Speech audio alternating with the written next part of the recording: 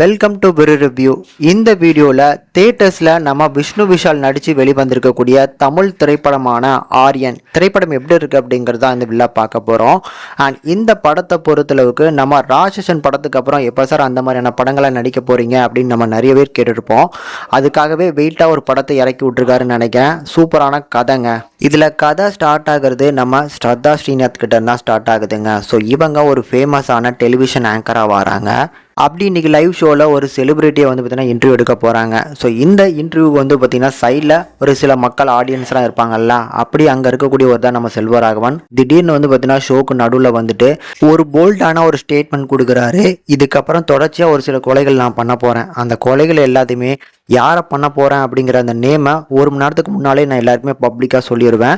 So முடிஞ்சால் தடுத்து நிறுத்தி பாருங்க அப்படின்னு சொல்லிட்டு அந்த ஸ்டூடியோலேயே துப்பாக்கியால் சுட்டு இறந்து போகிறாரு. ஸோ இறந்து போனவர் எப்படி கொலை பண்ண முடியும் அப்படிங்கிற மாதிரி எல்லாருமே யோசிக்க வச்சாலும் இதுக்கப்புறம் இப்படிப்பட்ட இந்த கேஸை வந்து பார்த்தீங்கன்னா நம்ம விஷ்ணு விஷால் தான் ஹேண்டில் பண்ண போகிறாரு. ஸோ இது எல்லாத்தையுமே எப்படி சால்வ் பண்ணி இந்த இருக்கக்கூடிய கொலைகளை எப்படி தடுத்து நிறுத்த போகிறாங்க, முடிஞ்சதா இல்லையா அப்படிங்கிறது தான் அந்த படத்தோட மிச்ச கதை. எனக்கு இந்த படம் ரொம்ப பிடிச்சிருந்தது. ஃபர்ஸ்ட் வந்து பார்த்தீங்கன்னா இந்த படத்தோட ஸ்டோரியே ஒரு சூப்பரான ஒரு ஸ்டோரின்னு சொல்லலாம்.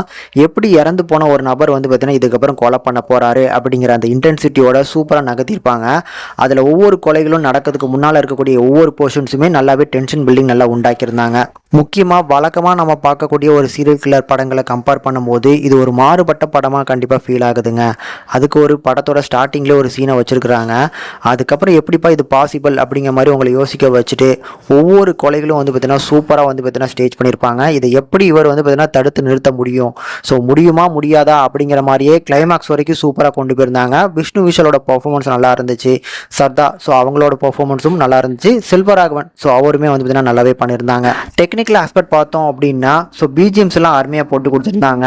இந்த விஷுவல்ஸில் சினிமோட்டோகிராஃபிக்லாம் டாப் நாச்சாக இருந்துச்சு. எடிட்டிங் ஒர்க்குமே ரொம்ப அழகாகவே கையாண்டுருக்குறாங்க. மொத்தத்தில் ஒரு தரமான படம். ஆனால் ஒரு சில விஷயங்கள் வந்து பார்த்தீங்கன்னா இந்த படத்தில் மிஸ் ஆகுது. கண்டிப்பாக வந்து பார்த்தீங்கன்னா ஒரு ஸ்ட்ராங்கான ஒரு மோட்டிவ் வந்து பார்த்தீங்கன்னா இல்லாத மாதிரி நான் ஃபீல் பண்ணேன். மித்தபடி பார்க்கறதுக்கு கண்டிப்பாக ஒரு ஒர்த்தபுளான மூவி. தியேட்டர்ஸில் பார்த்து என்ஜாய் பண்ணுங்கள்.